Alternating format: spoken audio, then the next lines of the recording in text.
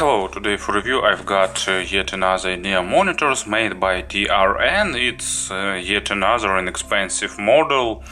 It's BA5, and as you can easily guess by this index, it's 5 balanced armatures per ear. As usually, they've implemented some additional tuning, they've implemented some interesting ideas. You probably seen my review of V90, or not my, but some reviews of V90, and it's TRN's V90 is one of the best hybrid INEA monitors in the $50 range. And now they offered really good multi-balanced armature model without dynamic driver. Price is also about $43–44. Links to the shop will be in the description, and it's yet another really good offering, kind of spoiler this time.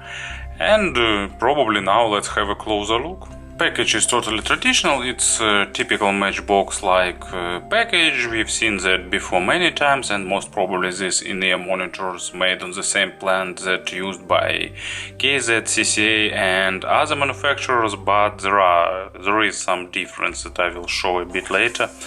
In terms of specifications, it's also pretty normal: 22 ohms of impedance and 110 decibels of sensitivity, so they are pretty sensitive, but impedance is not too low, so they won't be too noise speaking. And here under the plastic cover we will have two INEA monitors, so probably let's push them out. I've lost one of tips.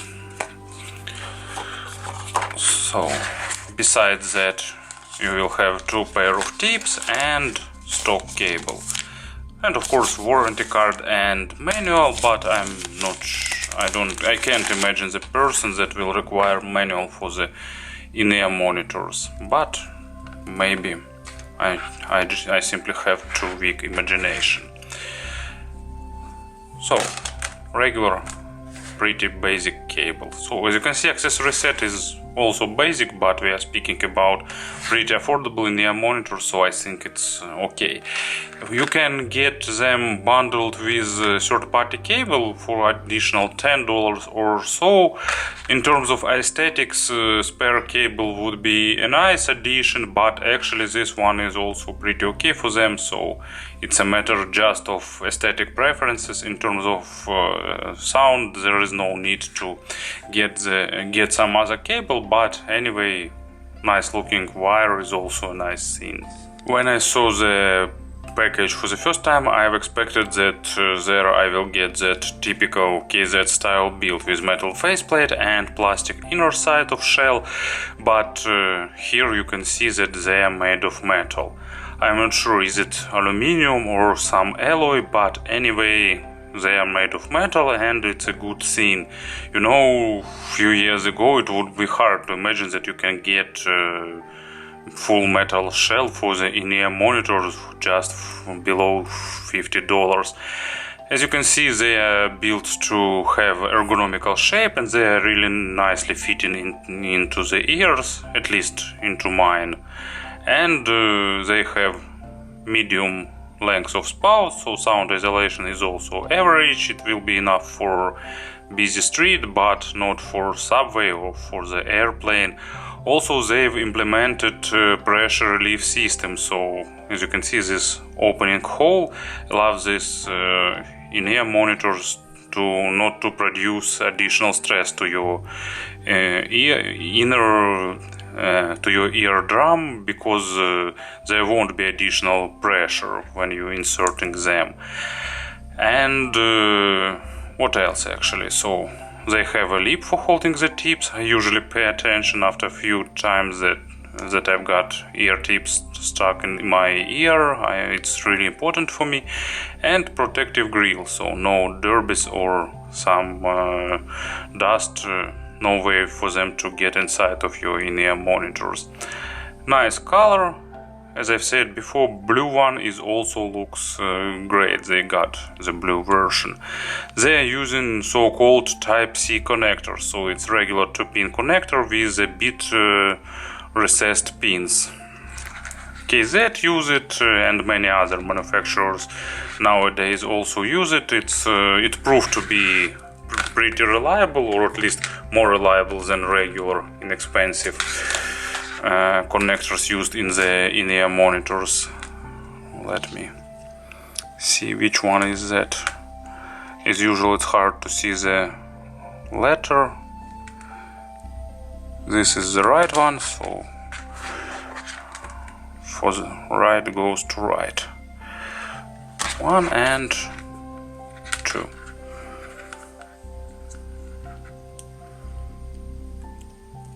So let's connect them. So nice fit of connectors, pretty tightly sitting, but also you can disconnect them if you like. So nice force required, but anyway, it's doable.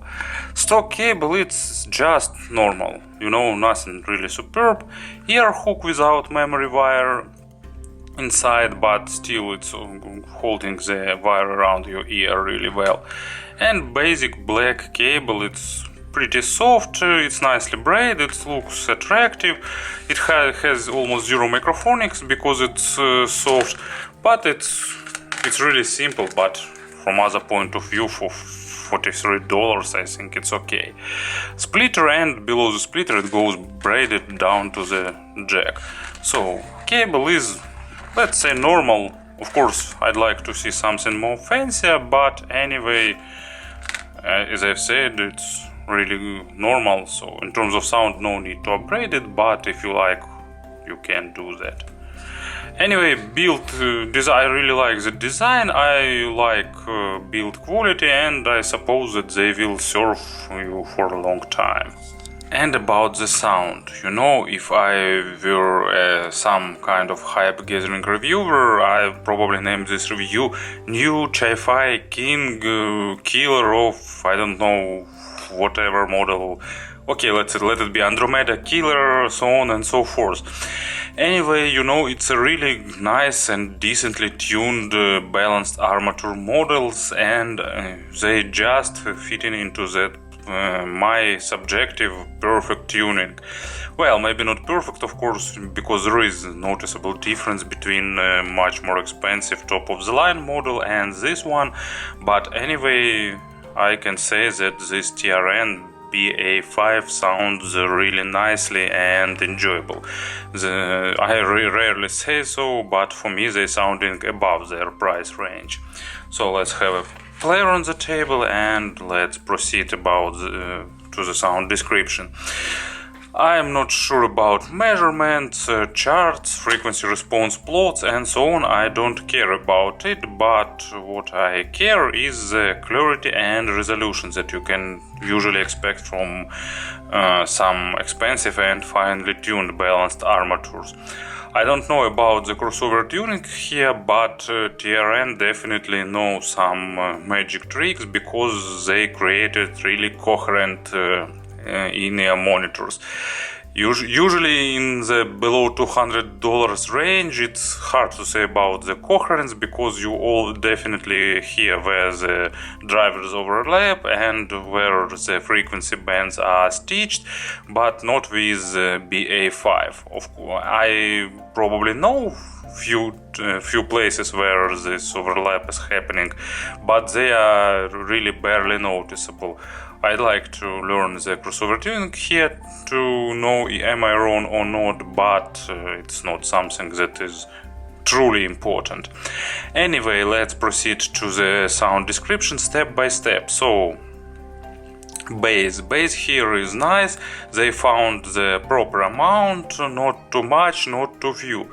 Bass is pretty punchy and impactful, and it's they've shifted it a bit towards the more dynamic driver side. It's still noticeable that it's not the dynamic driver, because it doesn't have this dynamic weight, it's still balanced armatures, it's more on the agile side, but at the same time it has a good body, it has good punch and kick, and they made attacks and decays a bit slower than typical balanced armatures, so lows here doesn't sound dry as in regular balanced armatures.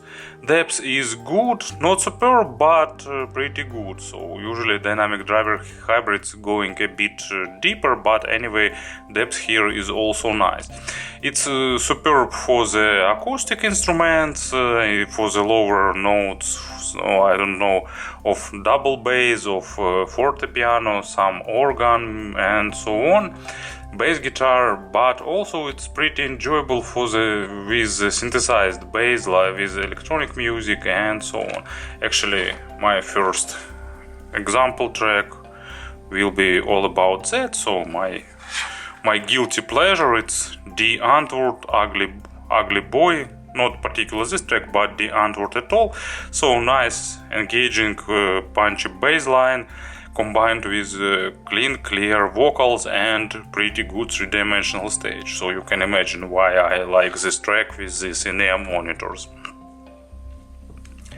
Probably if such music is dominating in your media library, you can consider some hybrid model, because a bit more weighty and deeper bass of dynamic driver will be better choice for you, but as I'm a fan of acoustic instruments, I prefer pure balanced armature solution more. Mids are also implemented in this style. They are natural, they are monitoring, they are resolving, but at the same time they are not focused on the micro contrast. Of course, it's not superb resolution of the top of the line model.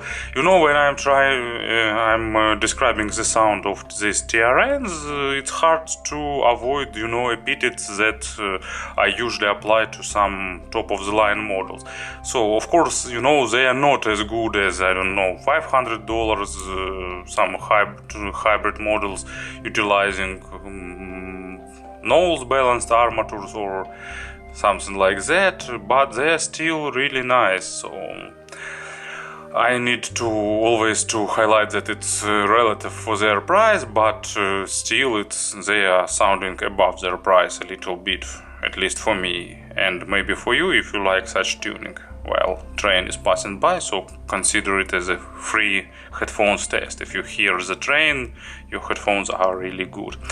So mids are emotional and they are not sounding too dry, because they don't make additional accent on the micro details like some balanced armatures do. So I always need to highlight that they are standing out from other balanced armatures, because usually you can get two typical balanced armature tunings, or you can get something super monitoring, dry and ultra resolving with the focus on the micro detalization, or another popular style of tuning, it's balanced armatures but shifted towards the warmer side, and it's pretty popular nowadays. Many companies do that, Shozy, Brainwolves, Earsonics, Western sometimes, and many others, but this one are tuned to be in between of these two poles and to provide really balanced signature.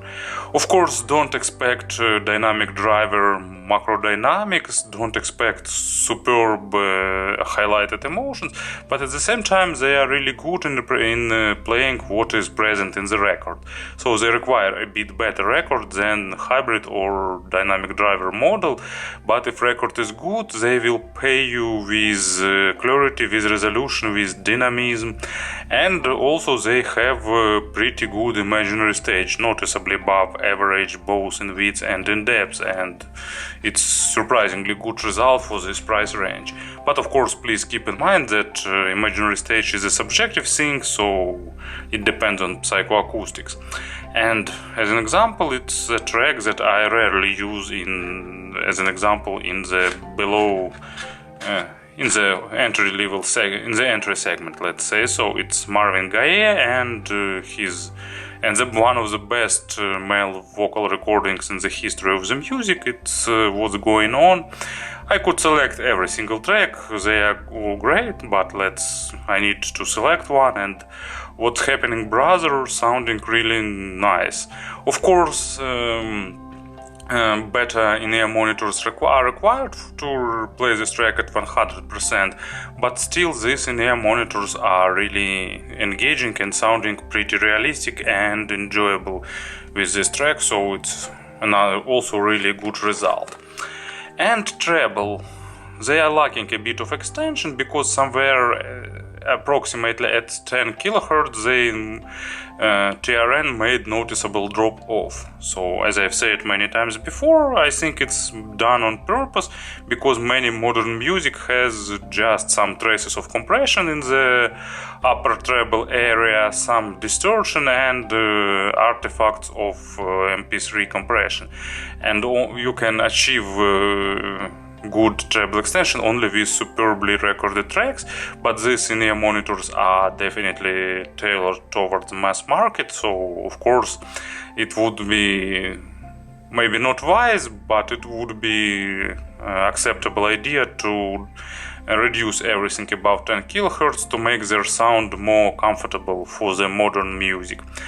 And at the same time they have good resolution, good attacks and decays, a bit accented treble, so basically, they are a bit V-shaped, but this V-shapeness is done in a really nice and polite way. So good accent. If you treble sensitive, probably better listen them before buying, but for me amount of treble is really nice, and that's the way I like it. Many in this review probably will be covered with my bias because I just like the tuning, so I'm not trying to pretend like I'm the absolute source of truth. I always say that audio reviews are subjective, so I like them, and it's really really likely that you will like them too. But of course, there is no universal solutions in the audio world, and there is no universal solutions in every aspect of human. I don't know. In any product, there is no universal solution.